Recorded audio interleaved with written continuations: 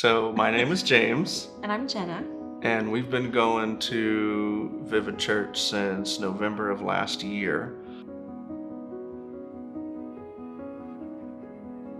So we really loved the church. The environment, the positivity, the connections, just the people atmosphere that was created was a dead set, like, man, I gotta come back. I need more. It only took us about maybe the first 10 minutes when we stepped in the doors to feel like, yes, this is the church we want to call home, because we had been searching for a home church to plant ourselves in, and it didn't take long at all until we were like, yeah, this feels like family. You know, we had, as a couple, have not tithed, and we knew it was very important, but we fell into that cycle of, oh, I can't pay it because then I can't pay this. And as much as you should put your trust in God, and as much as you believe you do, I think a lot of us will fall into that category a lot. It definitely wasn't our first priority. We knew in the back of our head this is something we should be doing, but we never made that first step to, okay, everything else aside, we need to put our tithe first. We need to put God first with our finances in that situation. And so on March 2nd, that was our tithe that we made for the first time as a married couple. And then the next day, our lives came to a complete halt, and everything felt like it got flipped upside down.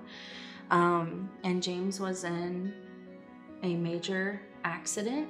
I hit the right corner of a semi-truck that was dead stop in its tracks. And I wasn't knocked out that I know of. If I was, it was only for a few seconds, because I woke up and I was covered from probably about right here all the way down with my truck. It had completely crushed me. I know that God saved my life because I was bleeding out for almost 2 hours internally and outside. My heart didn't stop. I was fully awake. And no brain injury. I had no injuries to my torso, and I didn't break any bones up top. I broke my femur bone, and obviously I lost part of my right leg. Being in a wheelchair for four months, I was told that because I'm missing about 2 inches of bone, that my body on my left femur, that my body could try to heal it. It might not. There might be a moment where it heals 50% and it stops completely. And every appointment, they have told me it's growing, it's a weak bone, probably looking at bone graft, and still no weight bearing. And then on June 28th, my doctor told me, okay, here's what I want to do. Because you're going to be getting your right leg, I'm going to allow you 50% on your left leg. Your bone is not going to hold your weight. The rod in your bone is what's going to hold your weight, which is why I can only allow 50%. But he wants me to learn my right leg so that I can be more mobile for when I have the left leg surgery. And he said, we're going to do the surgery, but you tell me when you want to do it, when you feel comfortable with you on your right leg. And so I said, okay, so I'll get back in touch with you. Let me learn how to walk, with the cane. And so, you had a follow-up appointment on August 9th. We went into the appointment fully expecting to set a surgery date for him to have a bone graft surgery on his left leg. And keep in mind, Friday morning I got the x-ray, and I remember that I was standing up and I had prayed over my left leg, and I put my hand on my left leg and I had prayed and said, something of the essence of, God, heal this bone, use your power. You're the ultimate healer.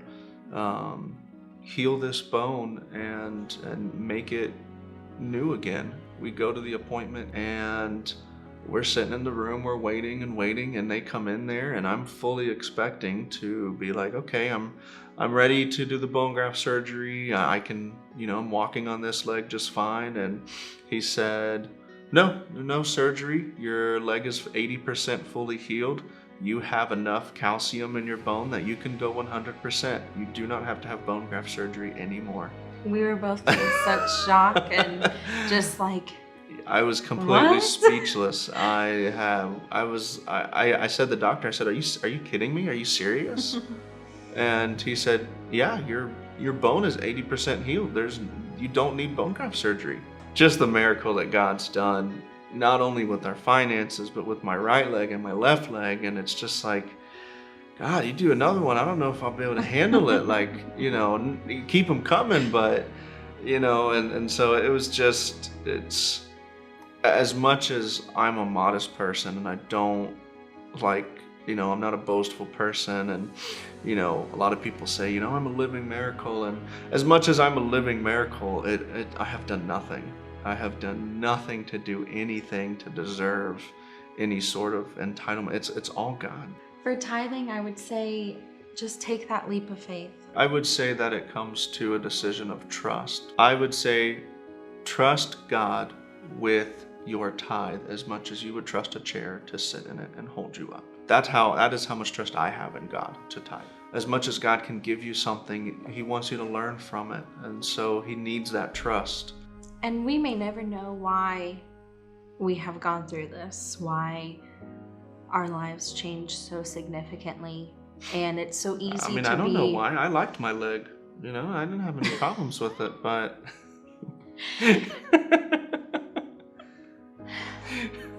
it hasn't been a walk in the park. There have been ups and downs, and we have been at our lowest points through this process. But I never complained, because the miracle that God did that saved my life meant more to me than losing a leg. And I get to wake up every day and see my wife. I get to wake up every day and watch my daughter grow up. And I get to have a life. And God could have decided to take me home at that point, and He didn't. So all I can be is forever grateful. And that's it.